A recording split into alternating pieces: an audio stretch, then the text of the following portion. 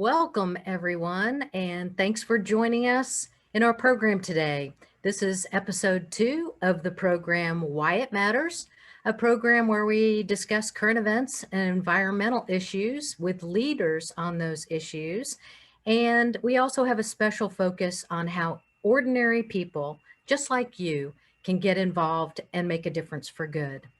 Today's program features Elise Bennett, who's with the Center for Biological Diversity, and our topic is biodiversity, its value, and how we can nurture it. So without further ado, let me share a brief biography of Elise. Elise Bennett, staff attorney, advocates for Florida's endangered species and wild places. Born and raised in Florida, she holds a law degree and a certificate of concentration in environmental law from Stetson University College of Law, and a bachelor's degree in environmental science and policy from the University of South Florida. Before joining the center's Florida program, Elise focused on protecting rare amphibians and reptiles in the eastern United States. And before that, she served as a judicial staff attorney in Florida's 13th Judicial Circuit. Welcome, Elise. I want to thank you for taking the time with us today. And if you are all ready, we can get started with your presentation. Thank you so much, Joan. I'm really honored to join you for this Why It Matters presentation series. I am a huge fan of Weeden Island, and I'm just so happy to be here speaking to you all today. I'm just going to cover a few things today. First, talk a little bit about why biodiversity matters to me and to my organization, the Center for Biological Diversity. And then I'll talk a little bit about some of the center's work more broadly and here in Florida, including some of the things I'm working on that I'm really enjoying. And finally, to talk about how you can help and how you can engage as an advocate for the environment and for species. So let's see. Okay, perfect. So we'll start with the key question of this presentation. Why does it matter? Here at the center, we really believe that human welfare is deeply linked to a vast biodiversity of species, animals, plants, insects, all of it. And that diversity has intrinsic value because if we lose it, it's going to impoverish our society. And so for all those reasons, we work to protect all species, great and small, that are hovering on the brink of extinction. And I think to put that really short, it's just that we really believe that each time a species goes extinct, the world around us unravels just a little bit, and we really want to stop that unraveling.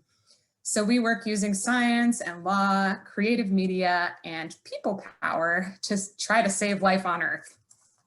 Just a simple task. So to talk a little bit more about the center, we're a national nonprofit organization, and we've got offices across the United States and Mexico, and we have one right here in St. Petersburg, Florida, which I'm fortunate to work out of when we're not under COVID conditions. Even though the center has almost a dozen diverse programs from endangered species to public lands to energy justice, all of our work is really done through the lens of biodiversity protection. Well, I shouldn't say all, but definitely most of it. And the reason for that is because we know we're facing an extinction crisis. Scientists have warned us that we stand to lose 1 million species in the coming decades if we continue as we're going. And it's largely a crisis of our own making. Over the centuries have contributed to habitat destruction, pollution, the spread of invasive species, overharvest of species, climate change, and many other activities that have contributed to the decline and loss of species. And that sounds really grim, but it's not too late. And if we're willing to take brave and dynamic action to protect our environment, we can stop these extinctions. And that's why at the center, we really believe that our part in this work is to use all the tools that we have to bring species back from the brink of extinction, even if we have to do it one species at a time. And so to give you a little bit of idea of where I work within the center's programs, I'm in the state-focused programs in Florida, but also do a big chunk of endangered species work. And with that, I'm going to turn specifically to our state-focused Florida work, and I'm going to cover a little bit of work that my colleagues are focused on, and then really narrow in on some of the projects that I have been working on as a reptile and amphibian attorney, and now turning more to broader Florida issues. So I think there's no better place to start than talking about the protection of Florida's biodiversity. Because we focus on biodiversity here at the center, a large part of our work is done under the Endangered Species Act, the ESA.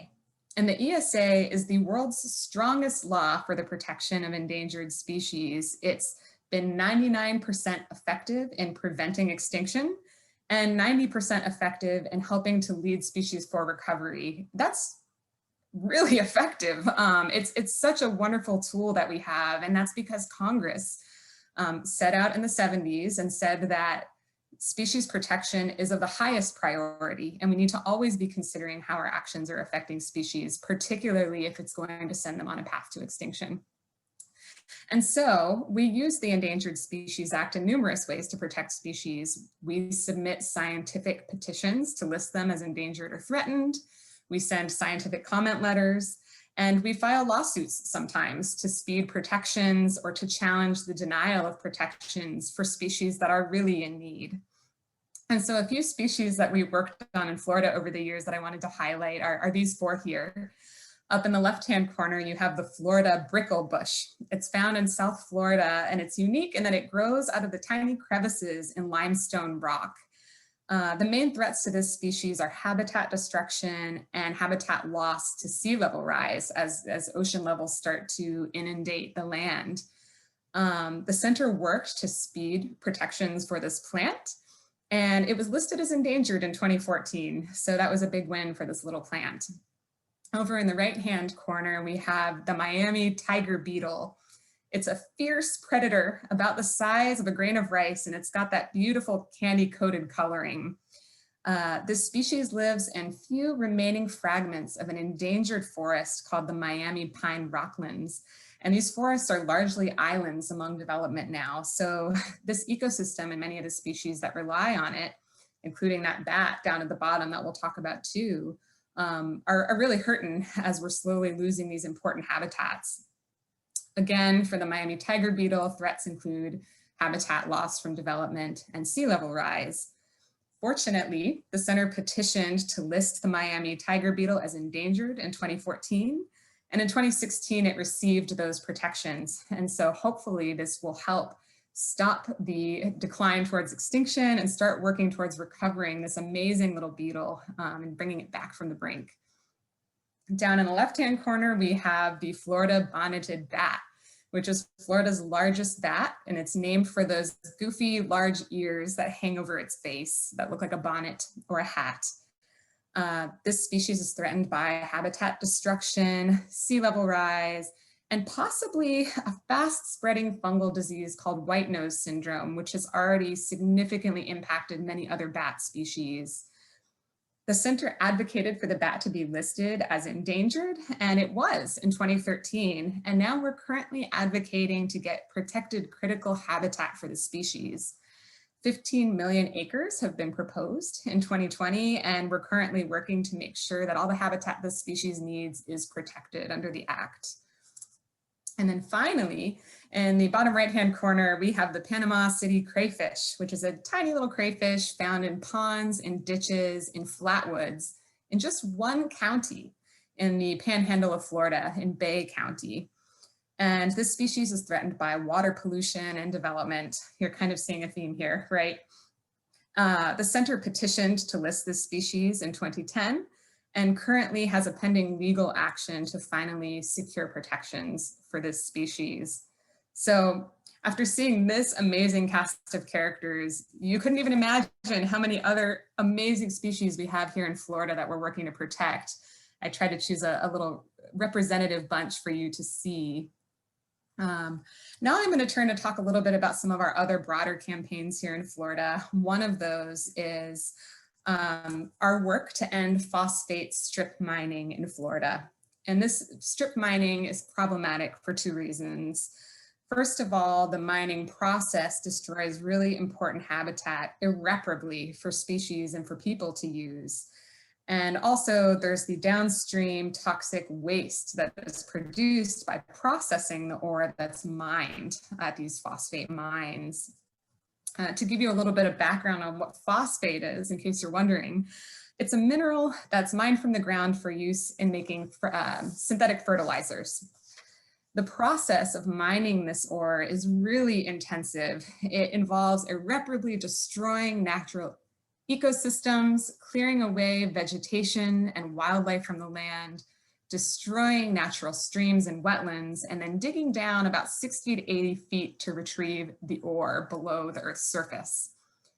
While there are requirements to reclaim this land, it's not the same thing as restoring it. And unfortunately, these lands can really never be restored to the creation that Mother Earth put down for us. We can't replicate what nature makes. And so it really becomes a problem for protecting habitat for species, especially some of the more sensitive ones. Just to give you an idea of how prevalent this mining is, the world's largest phosphate strip mine is in Florida, and it spans 100,000 acres. As I mentioned, the processing of phosphate rock also creates a radioactive waste material, and this byproduct is called phosphogypsum, which has historically been required to be kept in these towering mountainous stacks, about 25 of them around the state of Florida, and that was to keep it away from people and to protect them. These stacks collectively hold more than 1 billion tons of this waste, and they're perched atop the Florida aquifer. And this is a real problem. These stacks have had sinkholes. They've dropped processed water and other wastes directly into the aquifer. And that risks our public health and our environment. What's even more concerning is that last year, the Environmental Protection Agency reversed this long-held requirement that phosphogypsum be kept away from people in these stacks and decided to approve its use in road construction. And they did this ignoring their own expert consultant who identified numerous scenarios where people could be exposed to cancer risks. This phosphogypsum is most likely to be used in Florida roads because the stacks of this waste are already here, and it's a lot shorter of a trip to bring it to the roads and use it. So this is a serious public health concern. The center is addressing phosphate mining and this waste in 2 ways, well, more than 2, but I'm going to highlight 2 of them. The first is we're working to end phosphate mining in Florida because it permanently destroys the environment and it creates this radioactive waste that we don't have any use for and we have no way of properly managing. We are also trying to address the issue of radioactive waste head on. We filed a lawsuit in December challenging the Environmental Protection Agency's decision to approve the use of phosphogypsum in roads. And we also, with partners, recently petitioned the Environmental Protection Agency for stronger federal oversight of radioactive wastes that are produced by phosphate mining. So this is one of our ongoing campaigns. I know it's pretty technical, and so I included a URL here, phosphogypsumfreeamerica.org, which gives you a little bit more information. And I know that Joan also shared some links. It's a really fascinating topic. And if you don't know about phosphate mining, I encourage you to do some of your own research and see what you learn. Oh.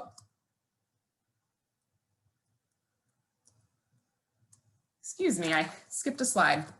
Another campaign that we're working on is trying to curb the effects of toxic algae blooms in Florida's waters and along our coasts. You may recall over the last few years seeing news stories or maybe even in person about this toxic guacamole that was sort of washing onto the shores of Florida's beaches. It was killing wildlife. It smelled terrible. It was causing health concerns for people. It was a real problem. And this, in large part, can be connected back to the way we manage our wetlands, and in particular the Everglades. More than a century ago, the Everglades were drained for development and agriculture. And in the process, there was a network of canals and levees and other water control structures that were used, and that fundamentally changed the way our natural waters move in our ecosystems, including Lake Okeechobee down in South Florida. And Lake Okeechobee in particular has been besieged by nutrient pollution for decades from various sources, from agriculture, from neighborhoods, from urban environments. And this has caused unprecedented blooms of algae in the lake. To make matters worse, the US Army Corps of Engineers often flushes these toxic algae down to the estuaries through the Caloosahatchee and St. Lucie rivers, where the algae and the nutrients worsen red tide. And so that's where you got some of those big news stories about these huge red tide events and this just green algae showing up everywhere in Florida's waters. This has led to the deaths of countless marine species like sea turtles and manatees, and it's hampered local economies, and it's led to violations of US law. And so that's where the center's work comes in. My colleagues have been working on these issues for many years and recently prevailed in a lawsuit against the US Army Corps of Engineers for failing to consider what the environmental impact of making these releases from Lake Okeechobee would be on downstream wildlife who have to deal with this algae and these red tide events.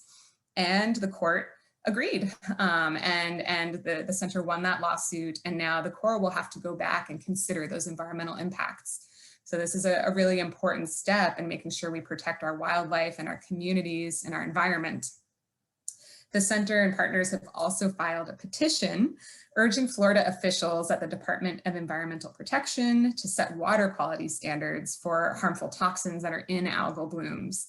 And this petition is still under consideration. So now I'm going to turn to talk a little bit about my work on Florida's fabulous herps. Herps is short for herpetofauna, or reptiles and amphibians, which has been my focus for the last few years at the center. Reptiles and amphibians are important to me personally, and I can get into that later, but they're also important if you care about the environment, because they're considered canaries in the coal mine. And that's because they're intimately connected to the environment. They are ectothermic or cold-blooded, and so they depend on the environment to control their temperatures. And amphibians have water-soluble skin, which means that when we have water pollution problems, they often feel those impacts long before we or other species might show any effects. But beyond that, they're just really awesome. And so I thought I would share a few of the species that I've been working on that I just really love. And the first one here is the Florida Keys mole skink. It's this small, shiny lizard with this bright pink tail that's found exclusively in the Florida Keys. And it really lives the Keys lifestyle. It lives right along the coasts, and it spends a lot of its days hiding in that tidal rack, which is that seaweed and debris that's found right along the high water line. And they hunt for insects and other invertebrate prey there. So they're spending a lot of their time very close to sea level. And perhaps this is sort of foreshadowing where I'm going with the threats here. But the main threats to the skink are habitat loss from development and from sea level rise. They are on the front lines of the effects of sea level rise because they live right along the water's edge. And not only do they feel the impacts of that incremental rise over time, but we are also seeing storms of increasing intensity due to climate change. And those storms are often washing these poor little guys away, particularly when they're very strong storms. And so because of these threats, the center petitioned to list the skink as endangered or threatened in the year 2010. And after many years of delay, the US Fish and Wildlife Service made a decision not to protect the skink. And that was in 2007.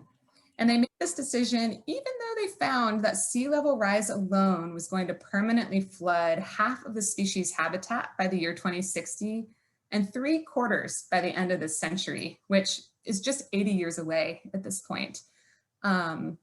They also didn't take into account the fact that there were more recent projections that show that sea level rise is going to be 15% higher than we originally thought.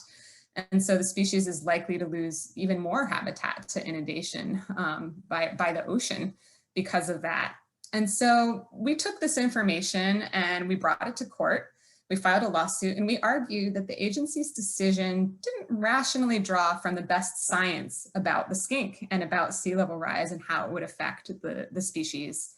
And the court agreed with us. And so now the skink is going to get another shot at protections based on a rational scientific decision-making process. And we're really looking forward to seeing what comes of that. And we expect to see protections for the skink because gosh, it really needs them. And the Endangered Species Act offers so many different modes of protection, from protecting habitat to creating recovery plans to help species move and adapt to threats and to prevent the threats in the first place. I mean, this is just a great candidate for those kinds of protections.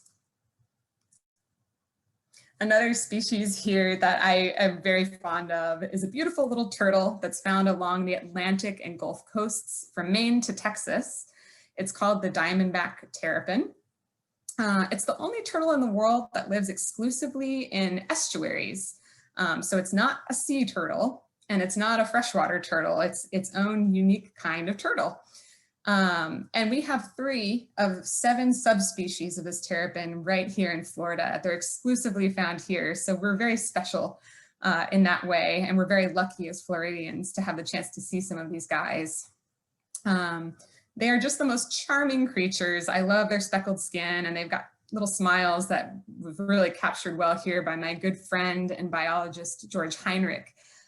If you caught his presentation a couple months ago now, he covered terrapins at length, and they're just incredible species.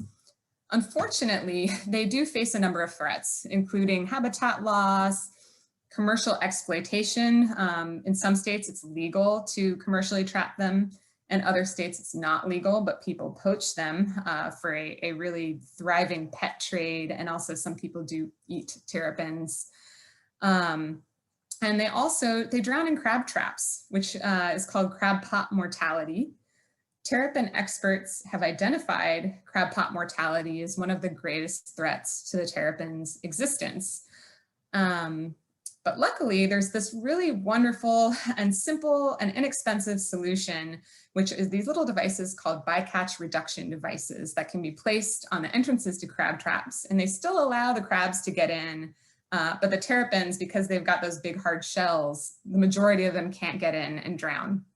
And so it's this wonderful invention to protect terrapins, but we need people to use them. And so in early 2020, the Center and the Florida Turtle Conservation Trust and the Diamondback Terrapin Working Group, which is a coalition of terrapin experts, petitioned the Florida Fish and Wildlife Conservation Commission to require these devices, which are for short are called BRDs, in all blue crab traps, which are the traps that these terrapins are commonly trapped in. Since that petition, the agency drafted a proposed rule, and it was sent up to the commissioners in December, and the commissioners unanimously voted to continue working on the rule and come up with a final rule. And so this year, we will be working with the Florida Fish and Wildlife Conservation Commission and our scientific partners and the public to encourage the agency to move forward and propose a final rule at its May meeting. And we're very hopeful we can get there. And so hopefully we'll have a bright future for this little guy. And this is sort of a story that isn't quite finished. And I'll be coming back to how you might be able to help with this one a little bit later. Last, I wanted to talk a little bit more about some broad work. We also generally monitor and advocate on behalf of species in the face of destructive projects. And one example is this massive, sprawling development, essentially the creation of new towns proposed in the heart of key habitat for the Florida panther. I know what you're thinking, that's not a herp, but it's also key habitat for the eastern indigo snake, pictured up in the top right-hand corner, as well as the Florida scrub jay, which I'm not sure, it might be covered by boxes for you all, but it was on an earlier slide. Beautiful bluebird, really gregarious. People love to go photograph them. Unfortunately, the reason that this is such important habitat is because it's directly adjacent to Florida Panther National Wildlife Refuge and to Big Cypress National Preserve, as well as several Florida state parks. And much of this area, including areas outside of these protected areas, are considered primary and secondary habitat for the Florida panther, which means these habitats are critical for the survival and recovery of the species. It's necessary for them to survive. And perhaps of additional or greater concern is all the new roads that come with new development. It's just part of the growth-inducing process as our human environments expand. And this will likely contribute to increased road kills of panthers and other species like snakes. And road kills are a significant threat to panthers. Last year, 19 panthers were killed in road strikes. This year, 3 have already been hit by vehicles. And the science just shows that those numbers go up as we have more roads. And as the species recovers, it's more likely that we are going to see these kind of road kills, and it can really stall or prevent the recovery of the species. So at this phase, the U.S. Fish and Wildlife Service is determining whether it will issue these special species permits called take permits for this massive project. And the center and partners have been monitoring the plans, and we've been submitting extensive scientific and legal comments on the impacts to species and wetlands and just the environment in general during public comment periods. At this point, the agency has all of that information, and it's up to the agency to ultimately make a decision on whether to issue these permits. So we expect a final decision this year, and it's something that we will review closely to ensure that whatever proceeds, it does not reduce the panther's chances of survival and recovery, as well as so many other species that share this network of habitats. So that's just a little taste of some of the work that we're doing here in Florida. But this is the part that I'm really excited about, how you can help make a difference. And I wanted to just start out by saying that our most successful campaigns are almost always the ones that involve participation from our membership and the general public.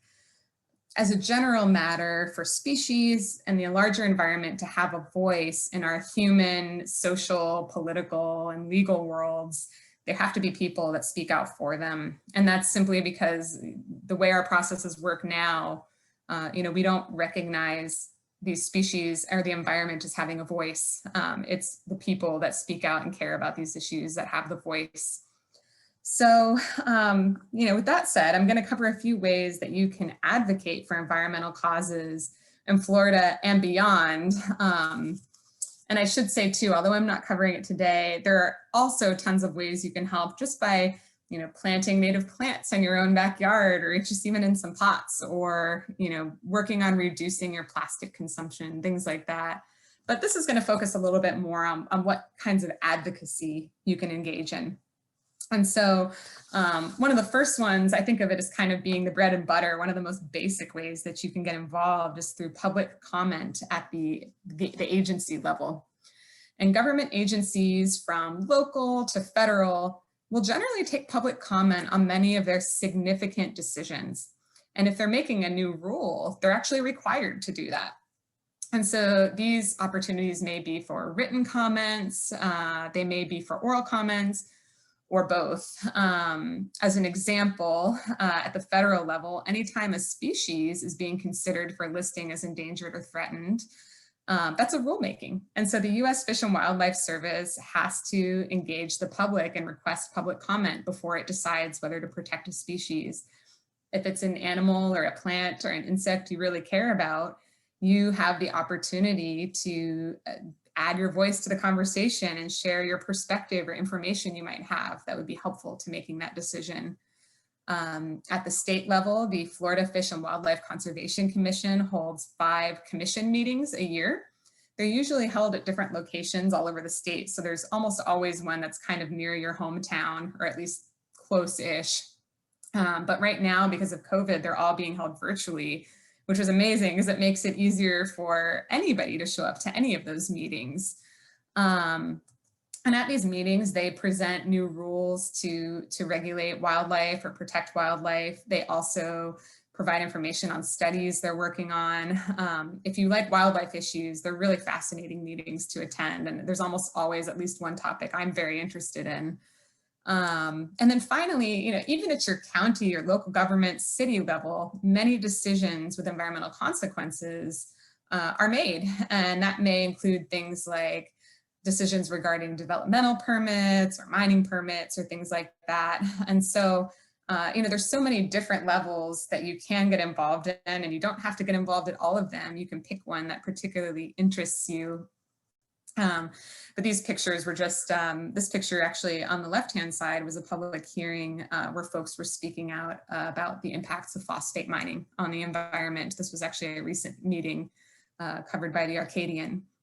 And on the right-hand side here, I'll talk about it a little bit later, but the U.S. Fish and Wildlife Service actually allows you to submit comments just online through a commenting portal. And I have been working on this species called the Virgin Island tree boa. And it was really exciting to see all these students, science students, as well as legal students, review a proposed decision to remove protections from the species. And they offered some really helpful insight, both scientific points and just logical considerations that should be made before making that decision.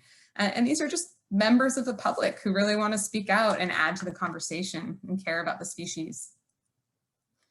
So just as a sort of a brief overview, there's several ways that you can submit public comments. If you look at that far right image, many organizations, including the center, have something we call action alerts.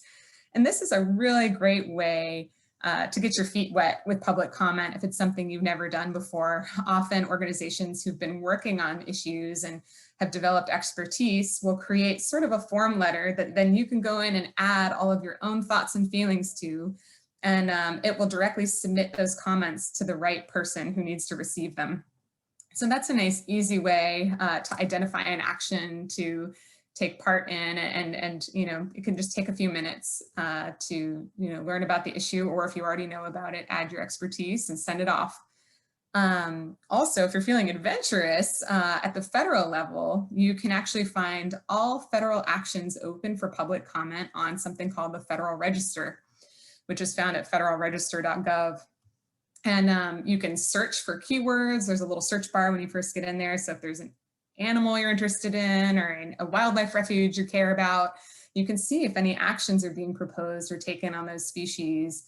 And they actually also have email updates, which is something I get. So I actually every morning I get a full update of everything that's been published on the Federal Register in an email, and I can look over it and see what kind of things are happening. And aside from the way I use it for my work to protect species and the environment, often there's a lot of other interesting federal activities going on that I would have no idea about if I didn't check out the Federal Register. So the geek in me really loves doing that. Regulations.gov I also have on there. That's that commenting portal I mentioned where people can go on and they just type their comment directly in to regulation.gov and submit it. So it can be very easy. You don't need to pull out a pen and paper and write a formal letter and send it. It's all right there, easy, accessible. And then finally, if you're interested in engaging with Florida Fish and Wildlife Conservation Commission activities, their website, myfwc.com, is really helpful, user-friendly, and it's got meetings and all of the agendas for each of the commission meetings. So you can see what kind of topics they're going to cover and whether it's something you want to tune into or give comments on. And there's links to click to submit written comments, as well as how to join the virtual meeting and submit your comments that way as well. So I thought I would also share, and I'm going to do this for each of the sort of advocacy avenues I'll talk about, opportunities to practice some of these advocacy techniques. And for public comment, we just happen to have an open comment period with the Florida Fish and Wildlife Conservation Commission right now on a really fantastic rule to address invasive reptiles in Florida. As you all probably know, Florida has a significant invasive species problem, from Burmese pythons to tegu lizards. These animals are unsustainably consuming native wildlife. They're causing economic and public health issues too. And it's not these animals' fault that they're here. They're wild animals that belong in their own native environments, but unfortunately, once they're brought here by people and they end up in the wild, either through escapes or being released, they really go to town, and they can proliferate very quickly and establish native, or not native populations, but established populations in native Florida. And really, they face a grim fate when that happens. They face the future of eradication and control because they cause so much harm to our ecosystems here. So to address that two-pronged issue, the Florida Fish and Wildlife Conservation Commission, or FWC, has proposed a rule that will add nearly a dozen of the most highly invasive reptiles to a list of prohibited species, which basically means that only certified public exhibitors like zoos and aquariums and scientists who are doing research can possess and breed these species. There will no longer be commercial breeding or import, and these species can't be owned as pets. And that's because, even one or two releases of these animals continues to contribute to this really big invasive species problem. Another thing I didn't mention is you've probably seen the news stories recently about all these iguanas falling out of the trees during freezes in Florida. It's because they're not really evolved to be here. So anyways, the Fish and Wildlife Service's rule is a really excellent step towards protecting Florida's ecosystems from invasive species and stopping them from more of them from ending up here in the first place. And they are accepting written comments through the end of this week. And they'll also be accepting oral comments next week. I just realized that the date is wrong on there. The meeting is February 25th, not February 15th. But they'll be accepting oral comments too at their meeting. If you have time to submit written comments or attend the meeting, I encourage you to go. It's very interesting just to watch, and it's a great opportunity to kind of brush up your public speaking chops and your thoughts about this rule. And I always think anytime an agency is taking really good action, like the FWC is here, it's great to give them that credit and give them the support that they need to pass the rule. So another sort of mode of advocating for species is through the media. This can help educate people on an issue. It builds people power as people become informed and begin to care about the issue. And it's also a great way to hold elected or appointed officials accountable on an issue that you really care about. The more traditional methods for media are to submit a letter to the editor. If there's an article about an issue you care about, submit a letter in response and provide your perspective if it wasn't, adequately covered in that article, or maybe there's a key point that was missed. You can also draft a longer opinion piece to talk about an issue that maybe isn't getting much coverage in the news, but that is a critical conservation or environmental concern. There's also more non-traditional media like memes, videos, or direct messages or tweets or reviews of agencies as ways to communicate ideas and share information. And so I have two examples here. On the left-hand side, this is a meme that the center created in support of our campaign to get the American bumblebee listed under the Endangered Species Act. It's humorous, and it's a fun way to point out why we love species like the bumblebees. Who doesn't love a bumblebutt? But it also points to the critical concern, which is that this species is disappearing. And so it's sort of a call to action. And in this case, there's an action alert that you can click on and sign and in support of protecting this species. So that's sort of one of the new agey fun ways to draw folks in. And then I have, as another example, an opinion piece that I recently submitted to the Gainesville Sun in support of having the Okefenokee National Wildlife Refuge listed as a World Heritage Site. If you've ever been to Okefenokee, it's amazing. It's one of the world's largest intact blackwater wetlands, and its biodiversity is unparalleled. So many amphibians and reptiles, mammals, fish, wading birds, and I think they've counted now over more than 1,000 species of just moths. Really incredible. And so these are some ways that you can use media to support a cause that you really care about. And so I thought, as an example of an opportunity for this one, as I mentioned earlier, we're working to protect Diamondback terrapins from drowning in crab traps by getting a rule requiring BRDs on crab traps. And this is a really great opportunity over the coming months to continue educating the public about this issue, which, you know, if you're not out on the water a ton, you may not realize it's happening. You may realize that there aren't very many terrapins. Maybe you've never seen one before, but you weren't able to observe what one of those threats was. So this is a great way to, or a great opportunity to write an opinion piece, write a letter to the editor, create memes. And in fact, the center will be creating a social media toolkit that we'll be planning to share in the coming month or so for folks to talk about this issue more with their friends and family and folks who care. So, you know, if this sounds like something that you would be interested in engaging in, I welcome you to send me an email and I can put you on a list, and or we can get in touch and start working. You know, I can give you some resources to help you work on creating some media to talk about this issue. I really love doing this kind of work, and I love teaming up with folks on things that they're really passionate about. So at the beginning of my presentation, I have my email, and I also put it at the end, and I mean it. Email me if this is something that interests you. And then while this isn't, this isn't all inclusive, the last thing I'm going to talk about is holding public officials accountable. And really, this just means encouraging elected officials to represent their constituents' interests.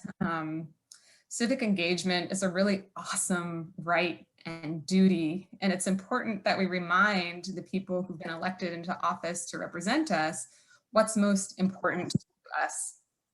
And so that can be done by picking up the phone and calling your legislators, calling your representatives, your elected officials. It can be done, you know, I see folks who will tweet their senators and ask them to do something. You know, there's various ways to get in touch. You can also schedule office visits when it's safe to do so, and write letters. And I think this is a pretty simple one. It's pretty easy to carry out, but it can have really big rewards. And so an opportunity I have under this category actually is 2 bills that'll be coming up in the Florida legislative session, which is about to begin. They're 2 anti-protest bills, House Bill 484, excuse me, Senate Bill 484 and House Bill 1. And these are concerning because they would unconstitutionally chill the public right to assemble and speak freely. Among other things, peaceful protesters could be arrested and charged with a 3rd-degree felony for committing a riot, even if they didn't engage in any disorderly conduct themselves. It also endangers peaceful protesters because it emboldens counter-protesters by shielding them from civil damages liability if they cause harm to a protester. And in the end, Florida statutes already criminalize violence and destruction of property, and this is specifically designed to chill public speech and assembly. And so, you know, I encourage you also to read up on these bills. There's also a really great sort of research paper that's been written by the ACLU that talks about these issues. And if it so moves you, find your representative. If you don't know who they are, you can Google who is my representative. These 2 links here are actually the ways to find your senator and your representative in Florida. And then just call or email and ask them to oppose these bills. We also have an action alert at the Center for Biological Diversity. And I believe Joan may have shared that link, but if not, I would be happy to share it as well afterward if you just want to send me an email. And I think this last one kind of drives home the importance of the previous slide, which is just that our First Amendment rights to assemble and speak out are critical to an active, bright, and lively environmental movement. Think of the youth climate strike, which drew eyes around the world to the issue of climate change as an important environmental and social issue across the globe. Climate change as an issue is somewhat insidious. It's slow moving, its effects are incremental, and the solution requires us to act long before we feel the most severe consequences. Where society has tended to prioritize other issues that feel more urgent, climate activists have reminded us that we need to keep our eye on the long game, and we need to be thinking about addressing climate change. And so in that way, public assembly and free speech plays a critical role for us as a society in prioritizing what's most important to us and making sure that the job gets done.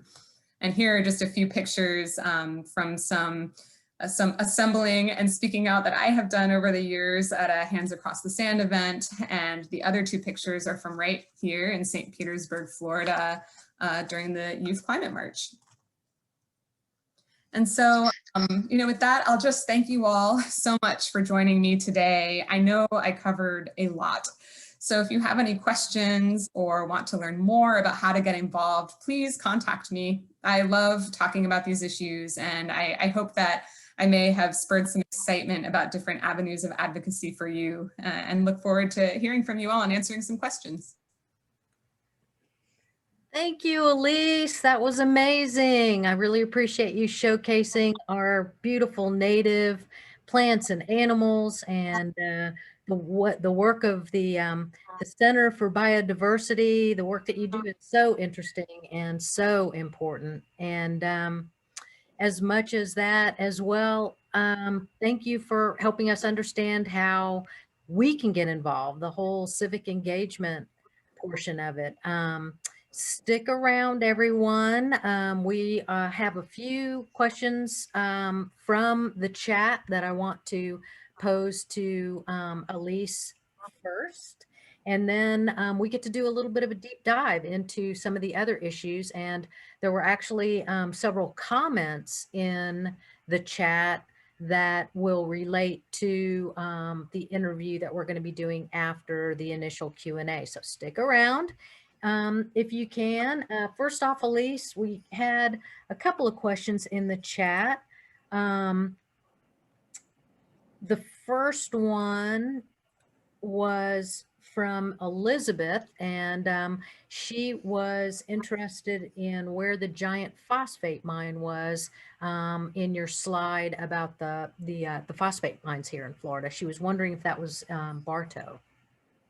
I'm actually not sure about that specific photo. My colleague Jacqueline Lopez took it though, and I'm sure she could tell you. The vast majority of these mines are in an area called the Central Florida Phosphate District, which I like to call habitat, but and this area is largely in southwestern Florida, where a lot of this ore is still located under the ground. So it's likely from down there. Although there are now, impending proposed mines in areas of North Florida as well. So, this isn't just limited to Southwest Florida. Okay. Who doesn't love a bumblebutt? I love that. You had a very nice comment from George Heinrich, which I would love to read for you right now. He wants to thank you for the webinar. Great job. Conservation biologists such as myself are fortunate to have the wonderful attorneys at the Center for Biological Diversity working to save the species that we study. And he may be embarrassed that I read that to everybody, but the sentiment is there from the audience as well, and George in particular, and from herpetologists and biologists in general. So, it's really hard work that you do. It sometimes may feel thankless, but you have a battery of people that are holding the torch for the work that you do. So I wanted to read that and let you know Thank that you. we really appreciate it. I feel fortunate to have conservation biologists like George, so the feeling's mutual. Okay, let's see. We did have a question from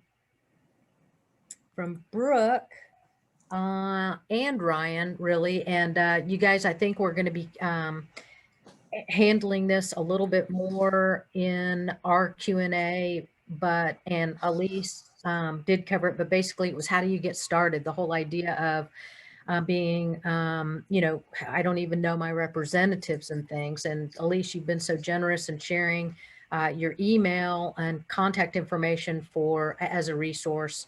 But I don't know if you want to elaborate on that at this moment or not. Sure. I mean, I think, I hope I gave some ideas of ways to dip your toes in, and I would advise just don't try to do it all at once. That can be really overwhelming. And getting into this work, I didn't start by trying to do it all. You start with a few topics that really interest you, or maybe one meeting that you think you can make, and go from there. It doesn't just take one of us to do all of this. It's the accumulation of all our efforts. So, if you're feeling overwhelmed, just pick something small to start with as practice. And I would also encourage folks, who may be a little more shy or don't like public speaking, to give it a try. I personally am not the most comfortable person public speaking. But for me, when it's something I really care about, I find it in myself to do it. And I really think you can too. Thank you for that. As far as the additional links and resources, Elise provided a wonderful document to me with links, and I believe that that information will be included in a follow-up email from Zoom. However, if you do not receive that and wish to, please feel free to email either Elise or myself. Both of us have that document, and it is a great resource. I think that pretty much does it for our chat. You did a great job on explaining things. So let's just dive into our one-on-one, shall we? Let's do it. All right. You did a great job of explaining the way that the Center for Biological Diversity defines, supports, and protects biodiversity in your presentation, but I'm hoping that you can break it down a little bit more for us, particularly the core value itself of biodiversity and why we should care. Yeah, I think, our viewpoint first and foremost is simply that wildlife and plants and insects and wild places just inherently deserve to be because they are. And that sounds kind of basic, but, I think it's just the idea that aside from any benefit they have to us, it's our job to protect them, or at least to not impact them in a way that they can no longer exist. And so we try our best to be the best environmental and global neighbors that we can to our environment and to species. And then beyond that, it just behooves us to protect biodiversity because we're all wrapped up in it. And, it is in our own self-interest because we are so interconnected with our environment and with species. That segues into the next question about protecting critical habitat, for example. Protecting critical habitat having a ripple effect on protecting other habitat as well. Can you kind of elaborate for us on that interconnectedness piece? Sure. Yeah. I mean, I think that, if we go back to that kind of fabric analogy that I used at the beginning of the presentation, and you think of each species or maybe as a piece of thread, and an ecosystem is maybe a patch of a piece of fabric, you may be able to lose a thread here or there and you don't notice it. But once you start to lose more of those threads, more of those species, and if you start to lose them in important places like in the elbow or the knee, you start to see holes. And eventually, if you don't do something to sort of stop those holes from opening up, you no longer have a sweater or a pair of pants or whatever that piece of fabric is. And so, I think, if you use that analogy and you think of habitat as sort of a woven piece of that fabric of those threads, you're making that fabric much stronger by protecting all those threads instead of trying to pick each one and try to, save each one. Not to say that there isn't a role for that too, because there certainly is. Yeah. Okay. One issue that you discussed in your presentation was the impact of the pet trade on biodiversity. And we talked about the release of non-native species into the environment. Another aspect of the pet trade involves damage to biodiversity done from the illegal pet trade. Can you help us understand that a little bit better? Sure. Yeah.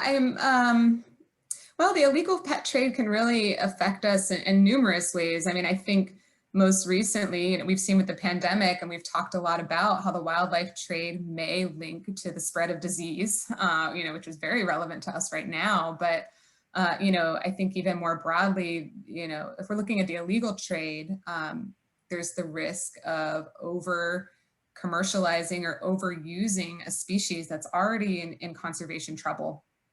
So the reason that a species would be illegal to take is going to be because it's at risk, it's vulnerable to extinction, and folks who go out and collect those for these really active markets for pets, particularly if we're looking at things like terrapins, is really harmful, especially for a species like, a terrapin, or for turtles in general, that they take a long time to sexually mature.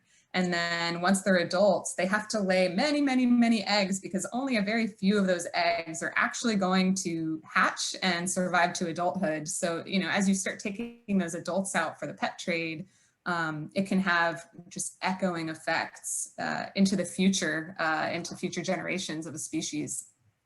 I'm sure that is helping to lead to this extinction crisis that the scientists are predicting now. And that sounds like a huge insurmountable problem. Can you help us break down this, the enormity of an extinction crisis issue, and kind of point out a little bit how we as individuals and in a grassroots way can see this as a call to action instead of a paralysis of inaction? Sure. Yeah. I mean, I think I can totally see where this could feel insurmountable. I think, there was a study that came out last year, and it was really fascinating. It showed this breathtaking collapse of a snake community in Panama because of a mass die-off of amphibians. And that sounds kind of wild, but the reason it happened is because these amphibians were the food for these snakes. And when all of these amphibians started dying from disease, it left nothing for the snakes to eat. And then they started to decline, and it showed this real ripple effect for species. And I think that idea of just a collapse is really frightening and heartbreaking. But if it were all hopeless, I don't think we would be talking about this. I don't think we would be talking about species extinctions or what we can do to help them. The reason we talk about the extinction crisis is because it's not too late to do something. And, but I think it's important, and the reason we talk about these studies and these anecdotes is because we can't kick the can down the road much further. So really it's a call to swift action, not despair. And when I start to feel down, in doing this work, or, if I start to feel hopeless, it's just a reminder that I need to get out on the weekend and go to Weeden Island, see some wading birds, see some gopher tortoises, visit public lands, and just remind myself of all of the amazing species that are still here, and that we can still protect, and that we already love. Yeah. It was interesting in the chat. There was somebody from California explaining the plight of some smolt and the reduction in the number of salmon due to some Public Utility Commission law changes that impacted those particular species. In your presentation, you mentioned the sprawling development in Collier County, and I think that it's a very similar situation for here in Florida, where critical habitat to the Florida panther and other endangered species is threatened by the development. And it just makes you wonder, and I'd like your thoughts on how, if we know that this is critical habitat for a threatened species, can it still be threatened by development? That's a great question. And I think it goes back to the fact that while the ESA, Endangered Species Act, is a really strong law, there are caveats to that law. For instance, generally, it's illegal to harm or kill an endangered species unless you have a special permit. And I talked a little bit about that take permit earlier. So basically what it is people our legal system has said that perhaps some level of harm to a species is acceptable if it's not done on purpose and if we're sure that it's not going to harm the future existence of the species. And that's where the question really lies, right? It's in finding that balance between the activities we're doing and making sure that they don't harm species to the point where they disappear. And so, with this sprawling development at Eastern Collier, the ultimate question is going to be whether allowing this to go forward will appreciably reduce the likelihood of survival and recovery of these panthers in the wild. And that's a complicated question. And that's the question that's before the U.S. Fish and Wildlife Service right now. In this case, after reviewing all of the science and speaking with the experts and hearing them testify, we truly believe the science shows that this sprawl cannot happen and also keep the panther from becoming, either further endangered or extinct. And so for that reason, we really feel like, as proposed, that permit can't be issued. But at this point, we're waiting to see what the agency does. And ultimately, that's going to affect, how we try to move to protect the species in that area. So what about the Endangered Species Act itself? Is it vulnerable to similar attacks like the critical habitat? It certainly is. It's definitely seen legislative attacks to weaken it, either by picking off certain species, and the wolf is a really common one that folks are trying to, denude protections from.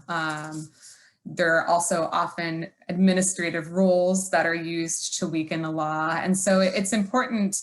If you really care about advocating species, it's important to advocate for the species themselves, but also to support really strong environmental laws like the Endangered Species Act, and to oppose efforts to weaken those laws. And,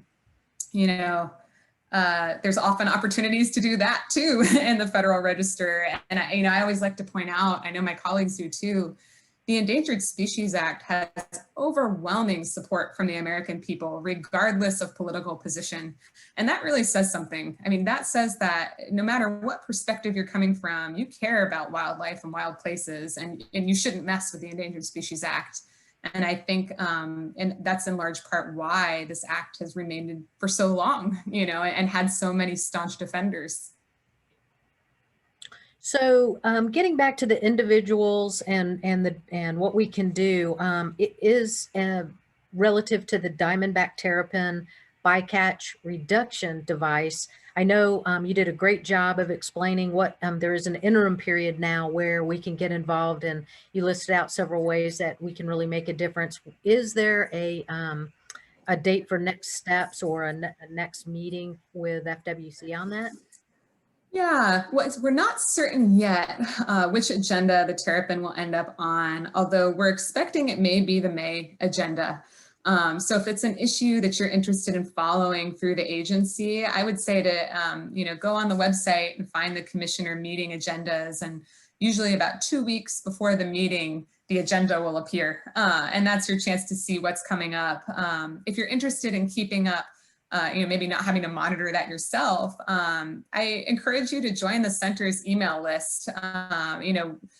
Working out of the Florida office, we often email our Florida members and supporters with things they might be interested in, and this would certainly be one of those things. If you don't want to be on a recurring email list, just email me directly, and I'd be happy to add you to my own little personal list and keep you up to date. But unfortunately, because we don't know the exact timeline, the plans are a little bit more up in the air as we determine what we're doing next. Okay. I know that you are a little pressed for time.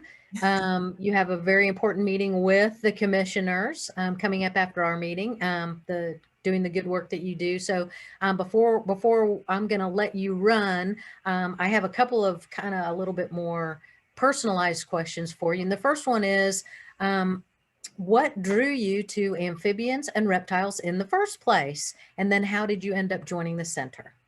Yeah, I have always loved snakes. I still remember my first snake encounter, which was a ringneck snake that got trapped in my family's garage. They're these beautiful little snakes. They have a little orange ring around their neck, and if you turn them upside down, their bellies are all kind of orange to yellow speckled. Just beautiful coloring, and you know, they're fairly docile. They put out a stink to try to get you to go away. And I just thought, I mean, that snake is adorable to me.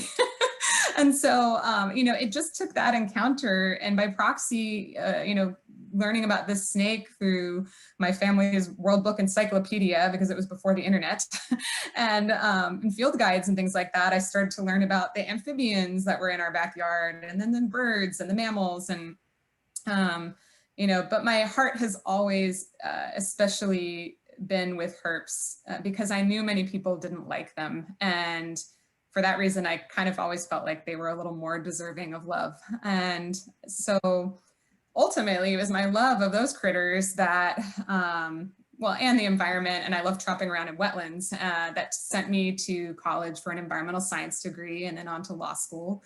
And upon getting out and having my first legal job, I was offered a position as the reptile and amphibian staff attorney at the center. And it really felt like I was coming full circle back around to that little ringneck snake. And how could I say no? And it's been a real pleasure to work on behalf of these species who are often overlooked and maybe not as well loved as some of the larger warm-blooded creatures. So, I also just more generally feel very drawn to the center's biodiversity centric viewpoint. And for that reason, I'm still here, and I plan to be for many years to come. Well, Elise, we are certainly fortunate to have you as an advocate for biodiversity.